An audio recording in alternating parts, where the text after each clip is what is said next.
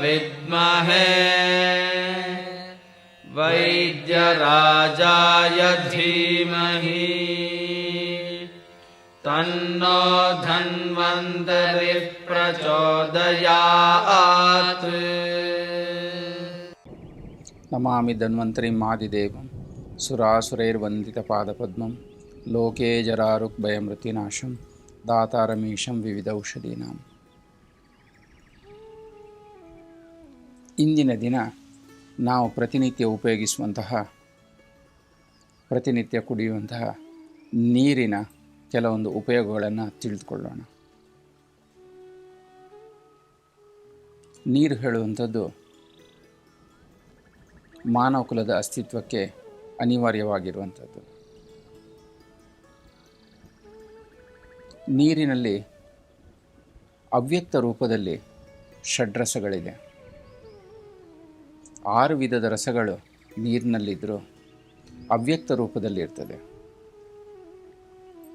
ಅವ್ಯಕ್ತ ರೂಪದಲ್ಲಿದ್ದರೂ ಸಹ ನೀರು ರುಚಿಕರವಾಗಿರ್ತದೆ.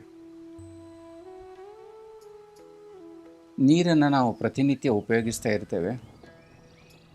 ಆದರೆ ಅವುಗಳ ಉಪಯೋಗದ ಬಗ್ಗೆ, ಅದರ ಶರೀರದ ಮೇಲೆ ಅದರ ಒಂದು ಪೂರಕವಾದ ಅಂಶ ಯಾವ ರೀತಿ ಆಗ್ತದೆಯೋ ಅದು ಗೊತ್ತಿಲ್ಲದೆ ಬಳಕೆಯಲ್ಲಿದೆ. ಬುದ್ಧಿಶಕ್ತಿ ವರ್ಧನೆಗೆ, ಬುದ್ಧಿಯು ಚೆನ್ನಾಗಿ ಕೆಲಸ ಮಾಡಲಿಕ್ಕೆ, ಬುದ್ಧಿಯ ಚುರುಕುತನಕ್ಕೆ ಈ ನೀರಿನ ಸೇವನೆ ಹೇಳುವಂಥದ್ದು ಅತಿ ಅವಶ್ಯಕವಾಗಿದೆ.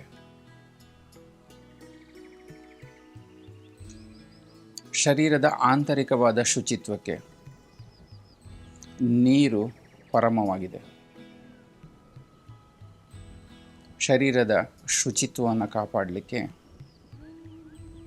ಅಂತರ್ಶುದ್ಧಿಗೆ ನೀರನ್ನು ಪ್ರತಿನಿತ್ಯ ಸಾಕಷ್ಟು ಪ್ರಮಾಣದಲ್ಲಿ ಉಪಯೋಗಿಸಬೇಕು. ಮನಸ್ಸು ಉಲ್ಲಸಿತವಾಗಿರಲಿಕ್ಕೆ, ಮನಸ್ಸಿನ ಸಂತೋಷದ ಸ್ಥಿತಿಯನ್ನು ಮೇಂಟೈನ್ ಮಾಡಲಿಕ್ಕೆ ನೀರಿನ ಸೇವನೆ ಒಳ್ಳೆಯದು. ನೀರು ವೀರ್ಯದಲ್ಲಿ ಶೀತವಾಗಿದೆ ಹಾಗೂ ಸ್ಪರ್ಶದಲ್ಲಿ ಸಹ ಇದು ಶೀತ ಗುಣವನ್ನು ಹೊಂದಿದೆ. ನೀರನ್ನು ನಾವು ಕುಡಿದಾಗ ಅಥವಾ ಸೇವಿಸಿದಾಗ ಜೀರ್ಣಕ್ರಿಯೆಗೆ ಇದು ಅತಿ ಹಗುರವಾಗಿದೆ. ಜೀರ್ಣಕ್ಕೆ ಯಾವುದೇ ರೀತಿಯಾದಂಥ ತೊಂದರೆಯನ್ನು ಉಂಟು ಮಾಡೋದಿಲ್ಲ. ನಾವು ಘನ ಪದಾರ್ಥ ಆಹಾರಗಳನ್ನು ಸೇವಿಸ್ತೇವೆ, ಊಟವನ್ನು ಮಾಡ್ತೇವೆ, ತಿಂಡಿಯನ್ನು ತಿಂತೇವೆ. ಈ ಆಹಾರ ಪದಾರ್ಥದ ಜೀರ್ಣಕ್ರಿಯೆಗೆ ನೀರನ್ನು ಸೇವಿಸಿದಾಗ ಅನುಕೂಲವಾಗ್ತದೆ. ಅದಕ್ಕಾಗಿಯೇ ಊಟದ ಜೊತೆಗೆ, ಊಟದ ಮಧ್ಯೆ ಮಧ್ಯೆ ಅಲ್ಪ ಪ್ರಮಾಣದಲ್ಲಿ ನೀರನ್ನು ಸೇವಿಸುವುದು ಅತಿ ಅವಶ್ಯಕ. ಜೀರ್ಣ ಪ್ರಕ್ರಿಯೆಯಲ್ಲಿ ಈ ನೀರು ಅಧಿಕವಾಗಿ ಸಹಾಯವನ್ನು ಮಾಡ್ತದೆ. ಶರೀರ ಹೇಳುವಂಥದ್ದು ವಾತ, ಪಿತ್ತ ಹಾಗೂ ಕಫದೋಷಗಳಿಂದ ನಿರ್ಮಿತವಾಗಿದೆ. ಈ ದೋಷಗಳ, ವಾತ, ಪಿತ್ತ, ಕಫದೋಷಗಳ ಸಮತೋಲನಾವಸ್ಥೆಗೆ, ಆರೋಗ್ಯಾವಸ್ಥೆಗೆ ನೀರಿನ ಸೇವನೆ ಅತಿ ಅವಶ್ಯಕವಾಗಿದೆ. ಶರೀರವು ರಸಾದಿ 7 ಧಾತುಗಳಿಂದ ನಿರ್ಮಾಣವಾಗಿದೆ. ರಸ, ರಕ್ತ, ಮಾಂಸ, ಮೇದ, ಅಸ್ಥಿ, ಮಜ್ಜ ಹಾಗೂ ಶುಕ್ರ. ಈ 7 ಘಟಕ ದ್ರವ್ಯಗಳ ಸಮತೋಲನೆ ಆರೋಗ್ಯದ ದೃಷ್ಟಿಯಿಂದ ಅತಿ ಅವಶ್ಯಕವಾಗಿದೆ. ಈ 7 ಧಾತುಗಳ ಸಮ್ಯಕ್ ಪ್ರಮಾಣದ ಉತ್ಪಾದನೆಗೆ, ಸಮ್ಯಕ್ ಪ್ರಮಾಣದ ಸಮತೋಲನೆಗೆ ಈ ನೀರು ಅತಿ ಅವಶ್ಯಕವಾಗಿ ಬೇಕು.